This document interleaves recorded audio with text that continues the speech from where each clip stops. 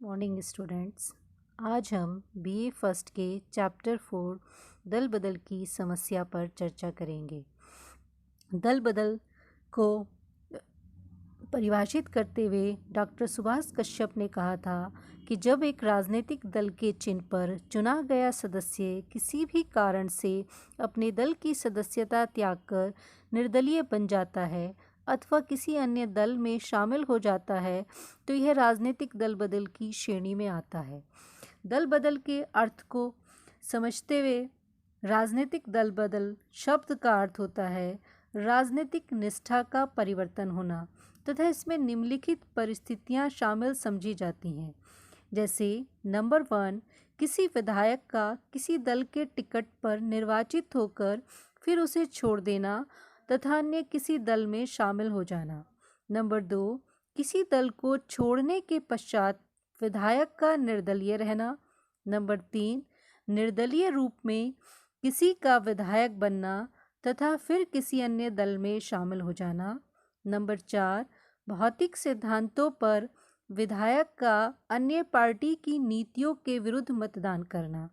निष्कर्ष रूप में हम कह सकते हैं कि यदि कोई व्यक्ति किसी राजनीतिक दल के लिए सुरक्षित चुनाव चिन्ह पर संसद के किसी सदन अथवा किसी अन्य अथवा केंद्र प्रशासित क्षेत्र की विधानसभा या विधान परिषद का सदस्य चुनने के पश्चात स्वेच्छा से उस राजनीतिक दल के प्रति अपनी निष्ठा को छोड़ देता है अथवा उस राजनीतिक दल से संबंध तोड़ लेता है तथा यह कार्य उसके दल के सामूहिक निर्णय का परिणाम नहीं है तो माना जा सकता है कि उसने दल बदल किया है। दल बदल के अर्थ को समझने के पश्चात ये जानना अत्यंत आवश्यक है कि दल बदल के कारण क्या हैं। दल बदल भारतीय राजनीति की आधुनिक और बहुत ही भयंकर प्रवृत्ति है। इसने भारतीय राजनीति को इतना विषैला कर दिया कि पढ़े लिखे व्यक्ति ही नहीं, साधारण जनता भी प्रजातंत्र के भविष्य के बारे में चिंतित हो उठी है, क्योंकि दल बदल ने राज्यों की राजनीति और शासन में अस्थिरता ला दी। सन 1967 के चौथे आम चुनावों के पश्चात दल बदल ने भारतीय राजनीति को केवल प्रभावित ही नहीं किया वरन उसे पूरी तरह से हिला भी दिया।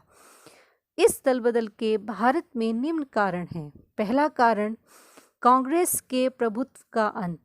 पहले जो भारत के आम चुनाव हुए वो 1952 में हुए थे, उसके बाद 1957, 1962 तक, और उस समय तक भारत में पंडित जवाहरलाल नेहरू के व्यक्तित्व के कारण सारे देश में कांग्रेस का एक छत्र शासन था।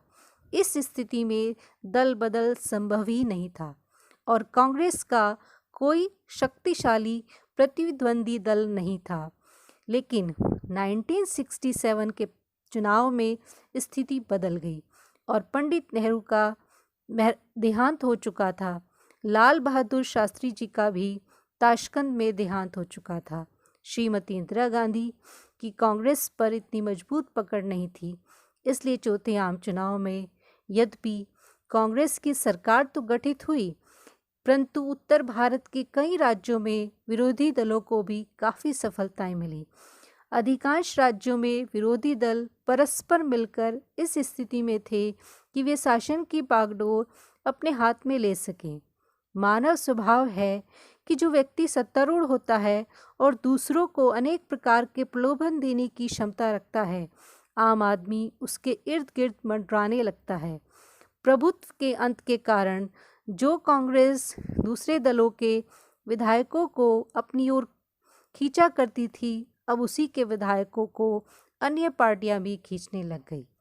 इस तरह दूसरा, भारतीय राजनीति में राष्ट्रीय नेताओं का अभाव। भारत में दल बदल का सबसे महत्वपूर्ण कारण भारतीय राजनीति में राष्ट्रीय नेताओं का अभाव हो गया।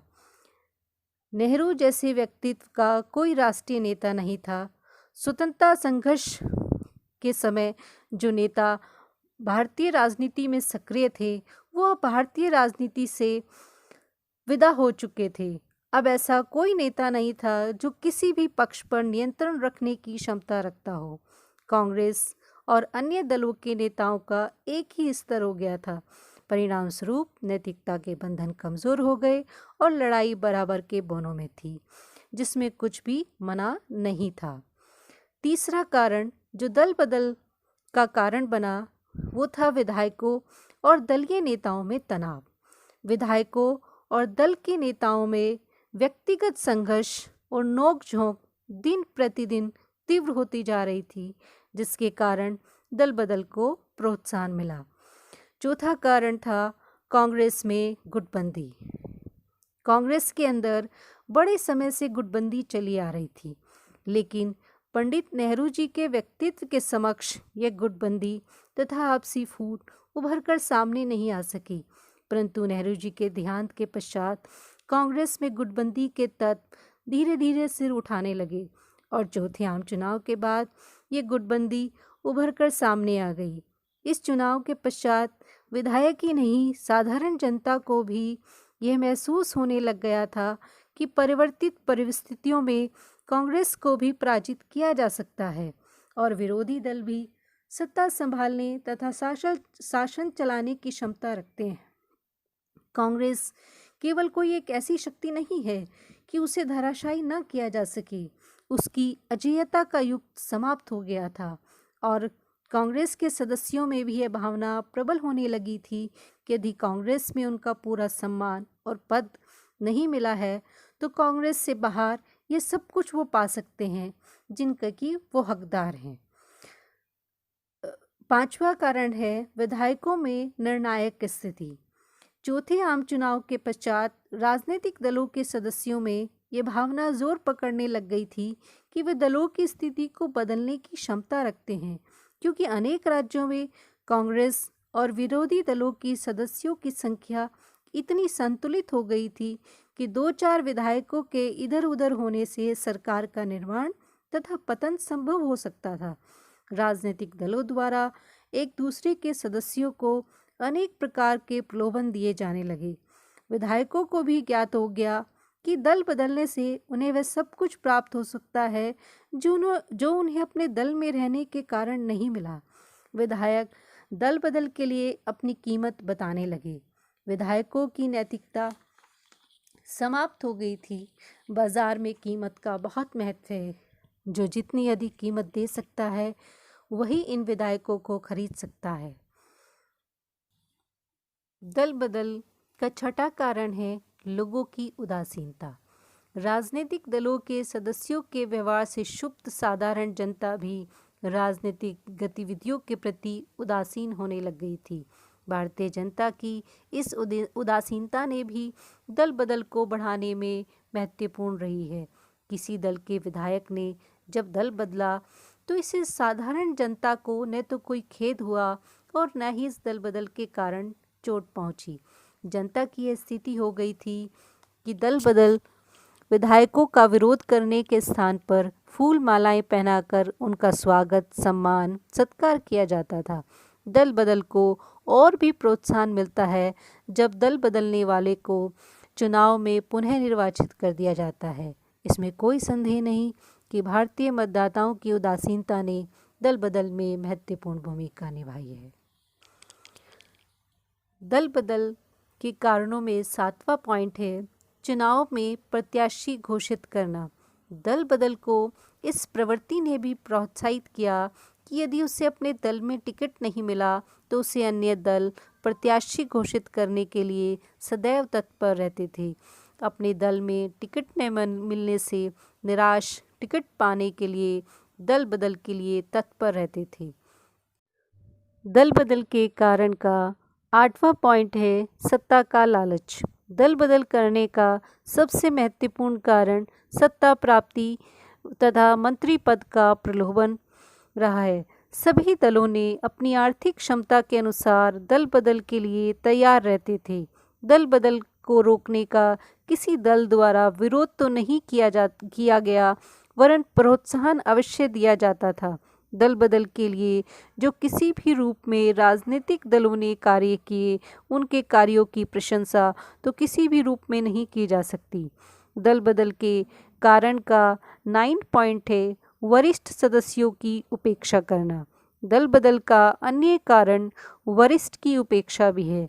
टिकट बंटवारे के समय अथवा मंत्रिमंडल के गठन के समय वरिष्ठ नेताओं की उपेक्षा कर दी जाती थी। दल के सम्मेलनों में उन्हें उचित स्थान नहीं दिया गया। ऐसे अपमान के कारण उनके समक्ष दल बदलने के अतिरिक्त कोई और विकल्प नहीं रहता था। दल बदल के कारण का 10वां पॉइंट है सदस्यों में अहम की प्रवृत्ति। संसदीय सरकार का जब निर्माण होता है तो उसमें बहुमत प्राप्त दल शासन पर अपना आधिपत्य स्थापित करते हैं। शासन सत्ता में सभी सदस्य सहभागी नहीं बन सकते। सत्ता में कुछ ही सदस्य होते हैं जिन्हें सदस्यों को पद प्राप्त हो जाते हैं। उनमें अहम की प्रवृत्ति आ जाती है। जिन सदस्यों को पद प्राप्त नहीं हो पाता वो अन्य सदस्यों से अपने आप को अलग समझने लगते हैं और इन अन्य सदस्यों में दल बदल के लिए प्रेरित होते हैं।